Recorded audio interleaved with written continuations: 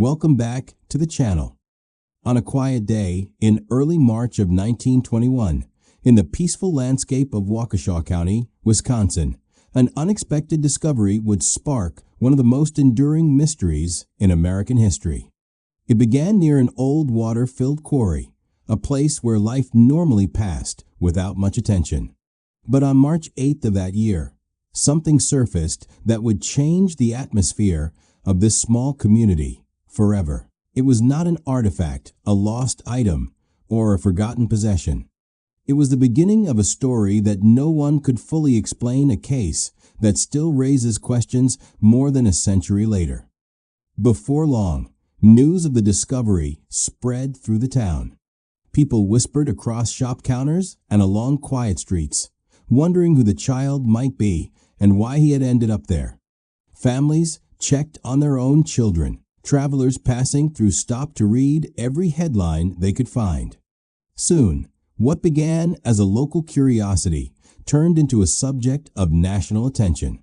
Reporters arrived, investigators searched for answers, and the community waited, hoping for a simple explanation, a name, a family, or even a clue that made sense of it all. But instead of answers, the case only deepened. The boy had no identification, no relatives stepping forward, and no clear story to follow. Even in an era when communities were closely connected and information spread quickly from neighbor to neighbor, no one came forward to claim him. It was as though he had appeared out of nowhere and vanished just as suddenly, leaving behind only questions. Over time, journalists gave the unidentified child a memorable name, Little Lord Fauntleroy. Inspired by a popular storybook character known for elegance and grace, the nickname captured the public's imagination and emphasized how unusual this case truly was. Who was this well-dressed child? Where had he come from? And how did his life take such an unexpected turn? More than 100 years later, the mystery still lingers. Archives have been searched, theories have risen and faded, and researchers continue to revisit the timeline, hoping modern insight might succeed where early investigators could not. Yet the central question remains heartbreakingly simple. Who was this young boy found on that quiet March morning? Tonight, we're going to step back in time, retracing the earliest known details of this case, starting from the moment the discovery was made. We will explore what investigators uncovered, how the public reacted, and why this case has remained one of the most puzzling cold cases in the country. Prepare for a journey into the past, a journey that begins on the edge of a quarry in 1921, where silence met mystery, and a story with no ending first began. When authorities examined the scene more closely, their attention quickly turned to the most striking detail, the child himself. He appeared to be around 5 to 7 years old, with light blonde hair and gentle features. His eyes, a soft shade of brown, suggested a sense of innocence that made the discovery even more difficult for investigators to process. This was not a case that anyone could distance themselves from emotionally. Even seasoned officers, accustomed to difficult investigations, found themselves quietly shaken. It was clear from the beginning that this child's story mattered, and that uncovering his identity would be the first and most urgent step toward understanding what had happened. The investigators began with the basics: age range, hair color, height, physical condition, and any distinguishing features. They created a detailed description and circulated it to nearby towns and cities, hoping someone might recognize the boy. Notices were placed in newspapers, and local families who had recently reported concerns about missing children were contacted. In a small community of that era, the assumption was that someone somewhere would recognize him almost immediately. But that recognition never came. Day after day, officers waited for a message, a letter, or a visitor who could put a name to the young face. Yet no relative, no guardian, and no acquaintance stepped forward. The silence was unsettling. It puzzled investigators and worried residents, who could not understand how a child dressed so neatly, a child who was clearly cared for at some point in his life, could simply go unclaimed. In the early 1920s, communities were tightly connected. People noticed strangers. They noticed newcomers. And they especially noticed children. The absence of any lead suggested something far more complicated. To many who followed the story, this mystery went beyond the facts of the discovery. It touched something emotional, even symbolic. A child represents a future, a story that is still being written. Yet here was a boy whose past was already fading, and whose future had been abruptly taken away. His identity, the one thing that should have been undeniable, had vanished almost entirely. The disconnect between his well-groomed appearance and the total lack of information only deepened public curiosity. As newspapers continued to publish updates, the boy's description traveled well beyond Wisconsin. The hope was that another town, another state, or another community might connect the dots. But each new day brought the same result: no name, no family, and no explanation. This uncertainty set the tone for the rest of the investigation. Without an identity, detectives were navigating without a map. They could not trace a background, a home, or a motive. All they had was a face, a description, and a growing list of questions. And so, the case moved forward not with answers, but with determination. The search for the truth was only beginning, and investigators knew that identifying the boy would be the key to unlocking every other part of the mystery that followed. As investigators documented every detail, one element immediately stood out: the boy's clothing. He was not dressed in anything casual, worn, or patched. Instead, he wore neatly tailored garments, a gray sweater, dark stockings, and polished shoes that looked as though someone had taken real care in choosing them. These were the clothes of a child who, at least at some point in his short life, had been cared for with intention. That single observation reshaped the direction of the inquiry. It suggested that this was not a case involving neglect or abandonment from birth. Instead, it hinted at a more complex story, one tied to a family or household that was likely stable, perhaps even comfortable. In the early 1920s, clothing revealed far more about identity and circumstance than we might assume today. Tailored outfits for young children were not common among working-class families, especially in smaller communities. Investigators saw this as an early clue pointing toward a home with financial means, or at the very least, a household concerned with propriety and appearance. This perception fueled early theories. Could the boy have come from a well-known local family, someone respected, someone who might be reluctant to speak publicly?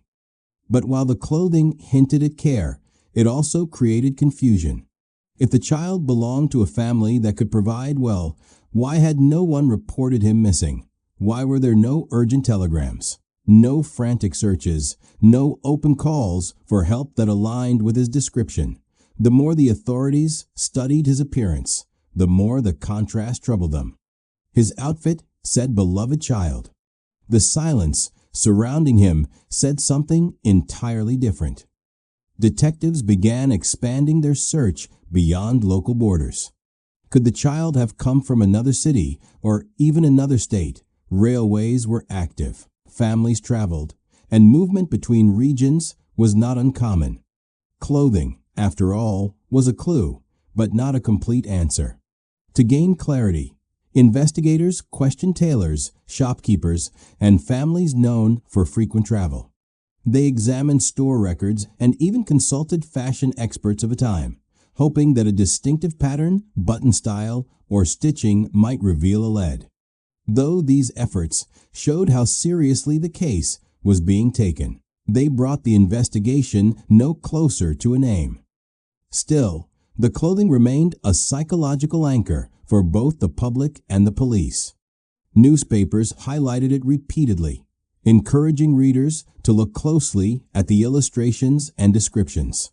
Perhaps they hoped a distant relative, a teacher, or a neighbor might remember a child who dressed in a similar manner. Yet no such recognition ever emerged. In the end, the boy's carefully chosen outfit became a symbol of the case itself, something that appeared meaningful but refused to give up its secrets. It suggested love, routine, and care, while the circumstances suggested distance, secrecy, and unanswered questions. And as investigators pushed forward, they knew one thing with certainty: if the clothing had a story, they still had not found a way to hear it. The mystery, instead of narrowing, only widened. As the story gained attention, the newspaper stepped in, amplifying the mystery for readers across the region.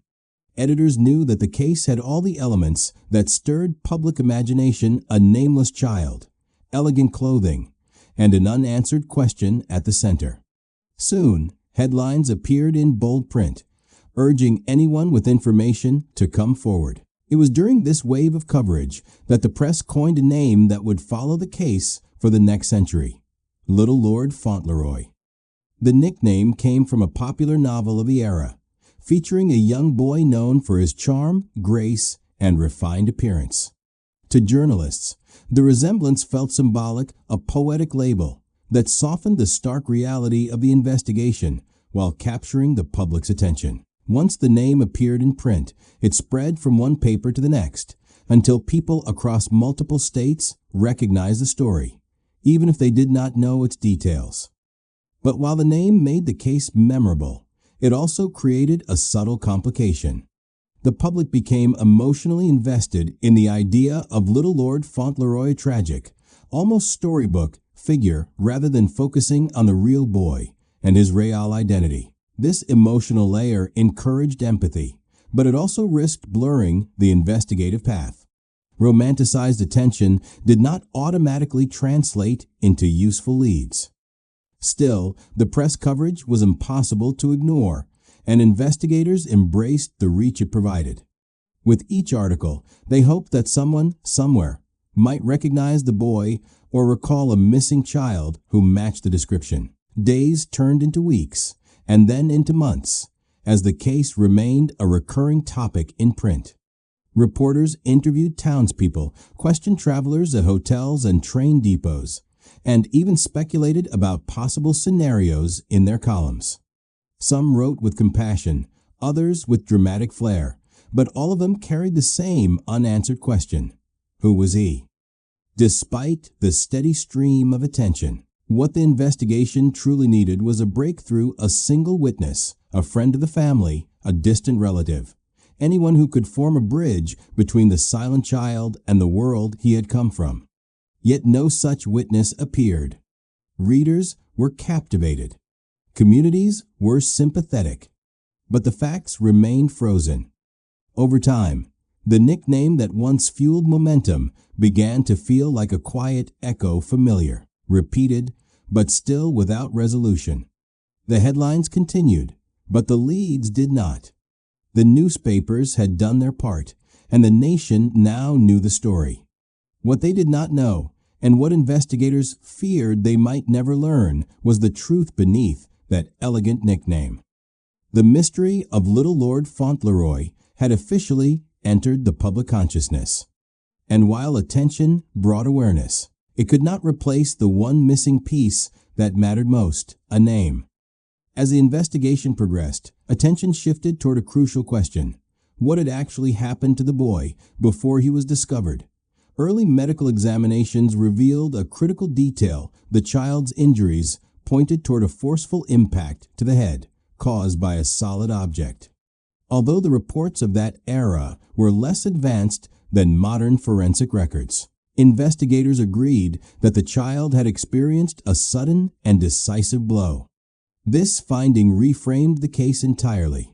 It was no longer just a mystery of identity, but also a deliberate act that demanded justice.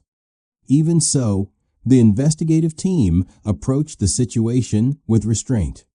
They avoided sensational statements and focused on what could be confirmed. The absence of water in the child's lungs suggested that he had not lost his life through drowning. Instead, The evidence implied that he was already lifeless before being placed in the water. To investigators, this detail was pivotal. It changed the way they interpreted the scene. The quarry was not the location of the incident, but rather a hiding place chosen after the fact. This realization pushed investigators to widen their scope.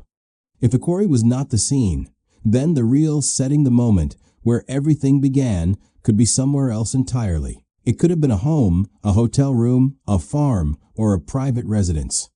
The possibilities were countless, and each possibility opened new branches of questions. Who would have been with the child who had the opportunity? And what could have motivated such a tragic outcome? Yet, without modern forensic tools, investigators in 1921 had to rely heavily on witness accounts, community observations, and physical clues. They searched wagons, roads, and nearby paths. They questioned residents and workers around the quarry. But every effort led to another dead end.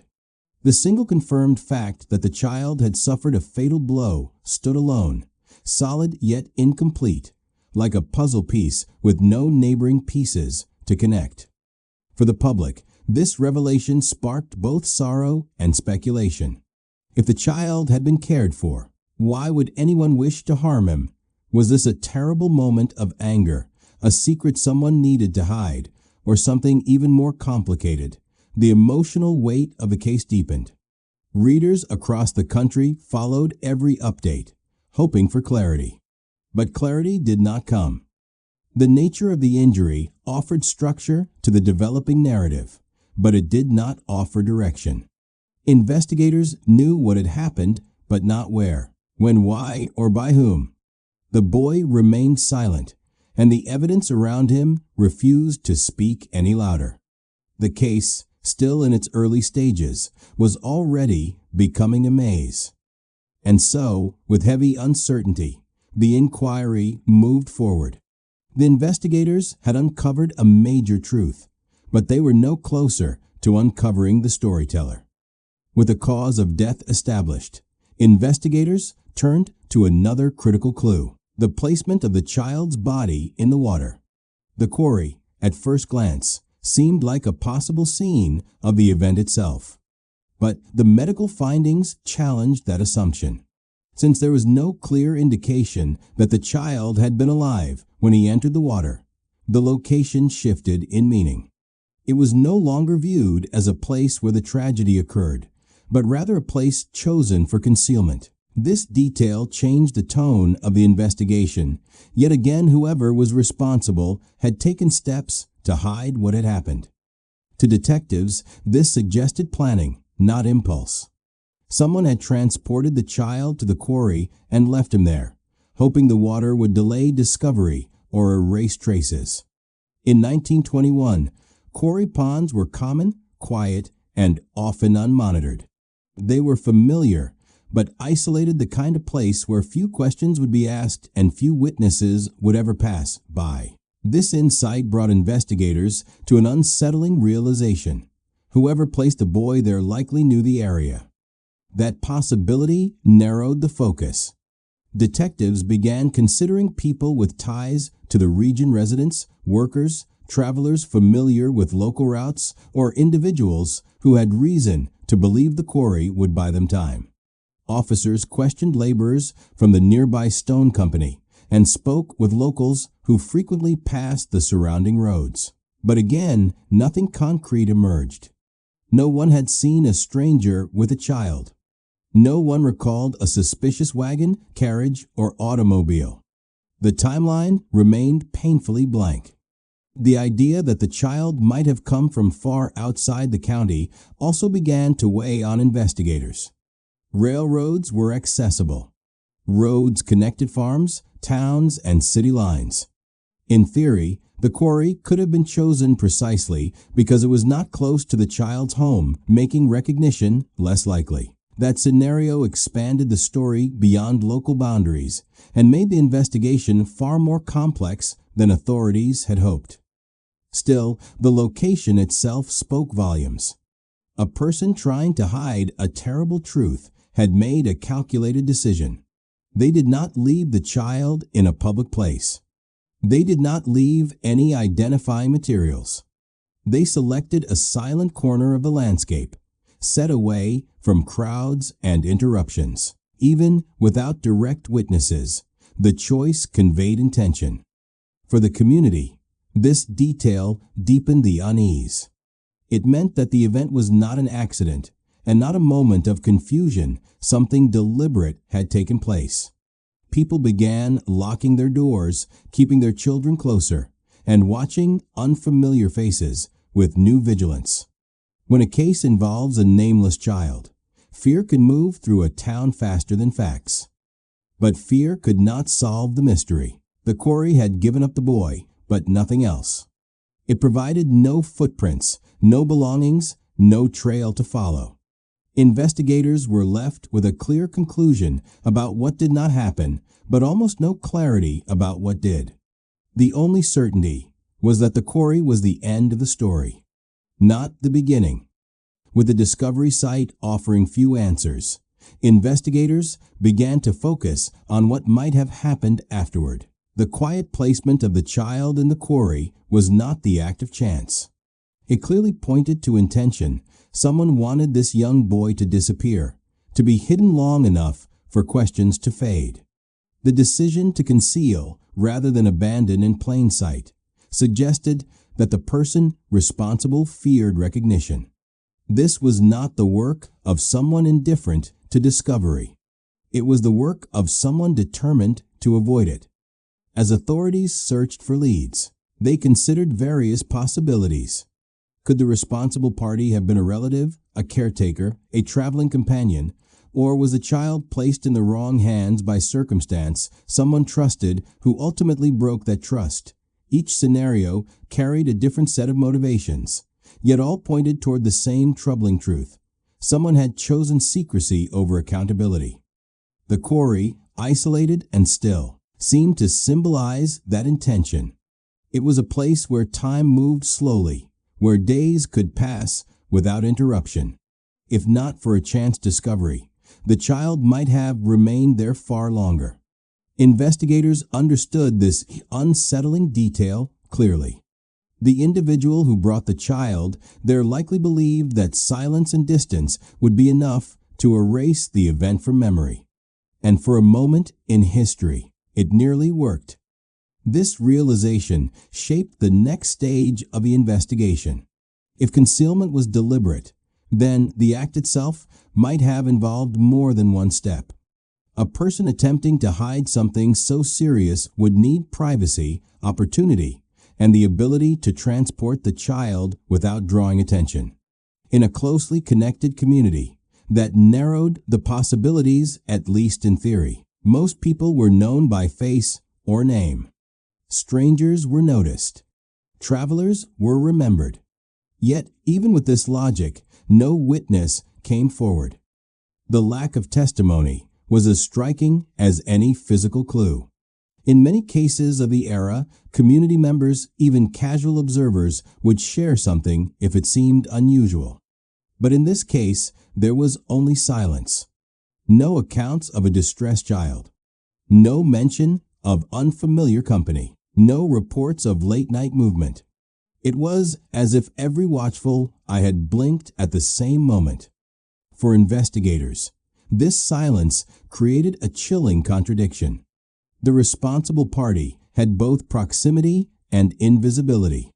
They had access, yet left no visible trace. They made choices, yet left no clear motive. The effort to hide the truth had been careful, measured, and, unfortunately, effective. As days stretched on, the weight of this realization grew heavier. The quarry had offered the boy back to the world, but not the story of how he arrived there. And so, investigators pressed forward with a grim understanding. The person who placed him there had hoped to bury more than just a moment in time. They had hoped to bury the truth itself. As weeks turned into months, investigators expanded their efforts, hoping that distance might succeed where proximity had failed. If no one nearby recognized a child, perhaps someone farther away would. Notices were sent to neighboring towns and eventually to other states. Law enforcement agencies shared descriptions, while newspapers continued to feature updates. Yet, despite the widening search, no missing child report matched the boy from the quarry. The silence surrounding him became more haunting with each passing day. This bewildering absence created an uncomfortable possibility. Perhaps the child's disappearance had never been reported at all. In most cases, a missing child would spark urgency, alerts, and community involvement. But here, nothing of the sort had happened. Investigators struggled to understand why. Was the child far from home? Was he from a situation where no guardians remained to speak for him? Or had someone deliberately chosen not to come forward?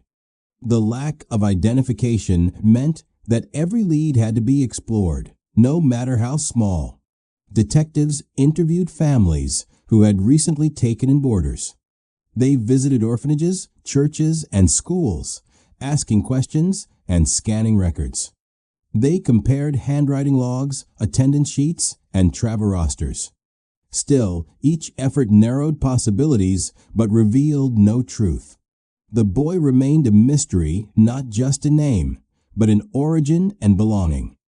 Meanwhile, the public followed the case with growing emotional investment. People wrote letters to newspapers, offering theories or asking whether any new information had surfaced.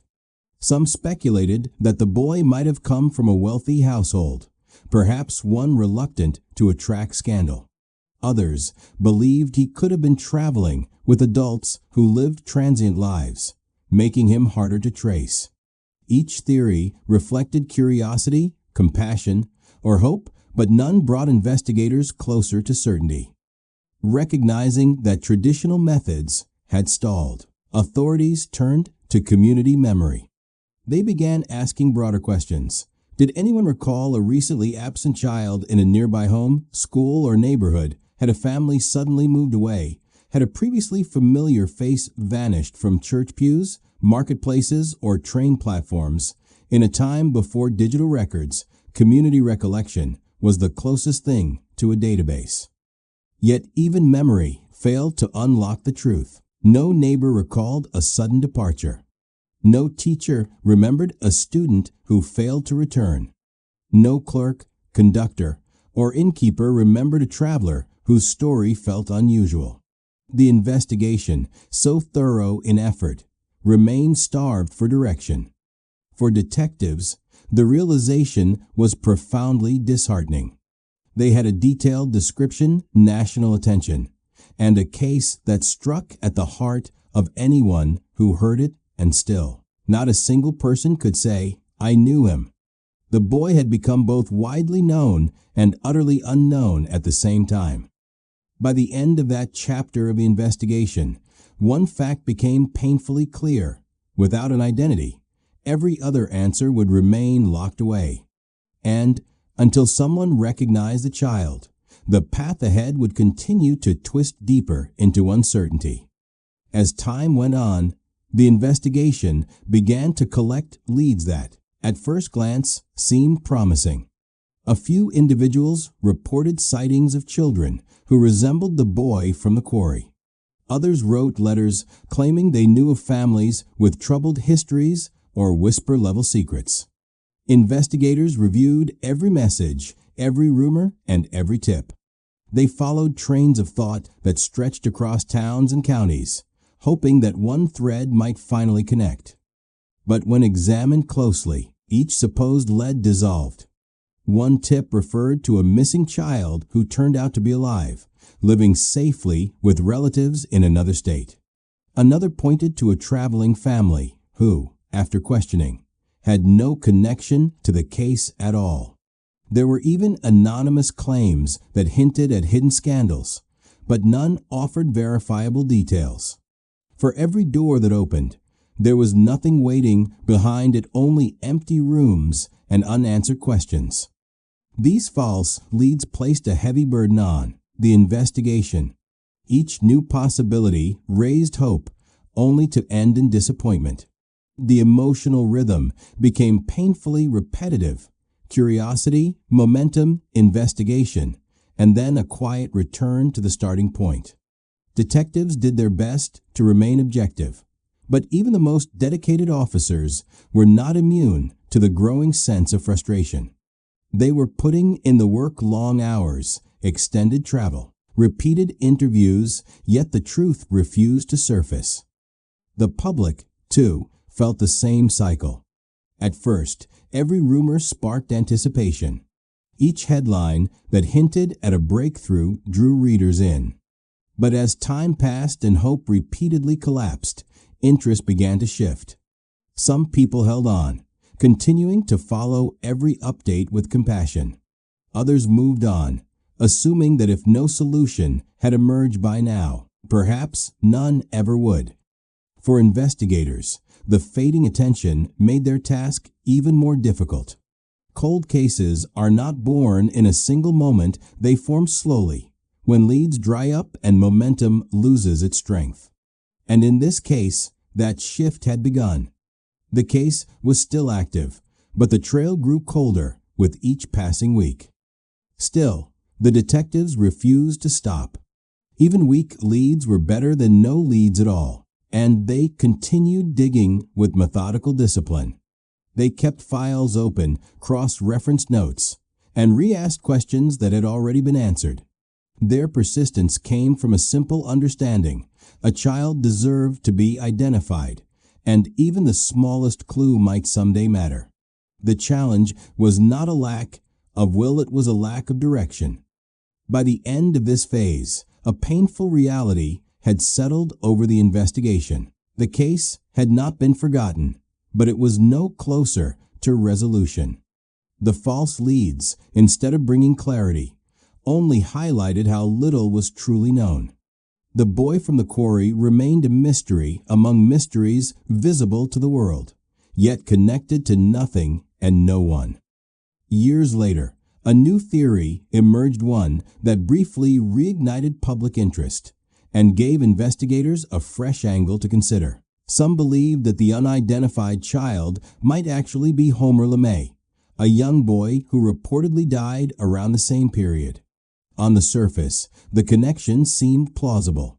Homer was of a similar age, and his story had gaps that raised questions. The possibility that the two boys might be one and the same stirred curiosity among both researchers and the public. For a moment, hope returned. If the boy in the quarry could be linked to a known child, the case might finally have a name, a crucial anchor for the truth. Investigators revisited records, revising timelines, studying family statements, and comparing whatever physical descriptions were available. Newspapers also revived their coverage, suggesting that a long-awaited answer might be within reach. But as the details were examined more thoroughly, the theory began to weaken. There were inconsistencies in dates, discrepancies in accounts, and no physical evidence that could tie the boy from the quarry to Homer LeMay with confidence. Even foundational information about Homer's supposed fate was unclear, relying largely on hearsay rather than documented fact. Without verifiable proof, and without the benefit of DNA technology, at that time the comparison could not move beyond speculation. Eventually, the theory unraveled. What once seemed like a promising breakthrough faded into another unconfirmed possibility. Investigators had no choice but to step back.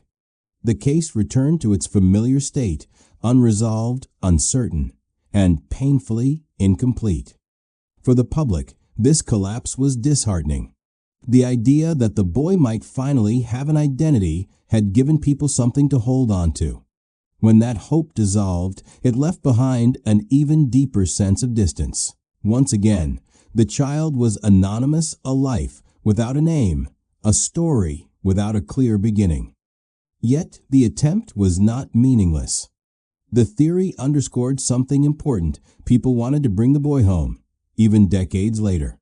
They wanted to believe that forgotten cases could still be solved, that lost children could still be recognized, and that unanswered questions did not have to remain unanswered forever. The Homer LeMay lead, though unproven, revealed how strongly the mystery still resonated in the public conscience. Still, from an investigative standpoint, the outcome was undeniable. The case stood exactly where it had been before the theory appeared. No identity, no confirmed link, no closure. Just another possibility that slipped through the cracks, leaving behind more questions and a renewed awareness of how elusive the truth could be. By the end of this chapter, one fact had become painfully clear. Even potential answers could vanish as quickly as they appeared. And for investigators still searching for the child's name, the path ahead remained as uncertain as ever. As the years continued to pass, one truth became increasingly impossible to ignore. This case was trapped by the limitations of its own era. Modern investigations rely on a wide range of forensic tools: DNA testing, digital databases, fingerprint matching, genetic genealogy, and countless forms of trace analysis. But in 1921, none of these resources were available. The boy from the quarry entered history at a time when science could observe, but not identify, document, but not reveal. Investigators had collected what they could: physical descriptions, clothing details, and written reports. Yet that evidence, preserved on paper alone, could not evolve as technology advanced. There were no fingerprints that could be run through a system decades later. There were no DNA samples that could be compared with surviving relatives or genealogical networks. The case existed in fragments, and those fragments could not assemble into a full picture without a foundation, a name, a family line, or a biological identifier. Because of these limitations, later investigators and researchers faced a painful barrier. They had the motivation, the curiosity, and even new scientific tools, but no material that could be tested. It was like having the key to a locked room, but discovering that the door no longer existed. The absence of preserved biological evidence meant that the breakthroughs seen in other historical cold cases victories, made possible by DNA, remained out of reach here. This gap widened the emotional distance in the story. Modern audiences often expect progress, especially in unsolved cases. There is a belief that every mystery can eventually be unmasked by science, that persistence plus technology equals resolution. But with little Lord Fauntleroy, the obstacle was not in the future, it was in the past. The window for gathering scientific evidence had closed before the world even imagined what science might someday become. For law enforcement, archivists, and independent researchers, this realization has always been frustrating. The case was not unsolvable. Because it was too complex, it was unsolvable. Because crucial evidence was never collected, never stored, or never maintained. Time, more than any suspect, became the most unyielding adversary. And so, the investigation entered the modern age, carrying only memory, theory, and compassion. The child remained unidentified, not for lack of effort, but for lack of opportunity. The quarry, the clothing, and the public fascination had all survived. But without physical evidence to connect him to a lineage or a community, the boy remained suspended in history present, yet disconnected. By the time the world stepped into a forensic revolution, the case had already slipped just beyond its reach. The child at the center of it, once so real, so human, and so close to being recognized, now stood as a symbol of everything that could not be recovered from the past. More than a century has passed since the boy was discovered in that quiet Wisconsin quarry, and yet his identity remains a question without an answer. Investigators, historians, and modern researchers have all taken their turns studying the case, each hoping to uncover something overlooked. But time can be unkind to evidence. Memories fade, records vanish, and the voices of those who once lived through the story eventually fall silent. In the end, The trail that began in 1921 has carried us forward without ever circling back to a name. Today, the case of little Lord Fauntleroy stands as one of America's oldest unresolved mysteries involving an unidentified child. There are no confirmed relatives, no known hometown, no verified origin, only a description, a timeline, and a few scattered theories that have never reached the level of proof. Cold cases are difficult by nature, but this one holds a unique kind of weight not because of what is known, but because of everything that is not. Yet the story has not been forgotten. Writers continue to document it. Online communities revisit the details. Genealogy groups occasionally wonder whether technology might still offer a breakthrough someday, if an exhumation or a preserved record ever surfaces. Even without answers, the mystery continues to move people not out of curiosity alone, but out of empathy. A nameless child has a way of stirring something deeper than most unsolved cases. There is an instinctive belief that every life deserves recognition, no matter how much time has passed. What remains is a quiet legacy, formed not by resolution, but by remembrance. The boy who once lay beneath still waters has become a symbol, a reminder of the stories that history has misplaced, and of the voices that went unheard. His existence challenges us to reflect on how easily a person can disappear from the record, even in a world that feels small and connected. It also reminds us that sometimes justice is not measured in arrests or confessions, but in the refusal to forget. And so, the final chapter of this case is not a conclusion, but a continuation, a space where memory endures, even as answers remain out of reach. The boy from the quarry, known only by a borrowed name, still waits in history. Perhaps one day, through science, chance, or rediscovery, the missing piece will emerge.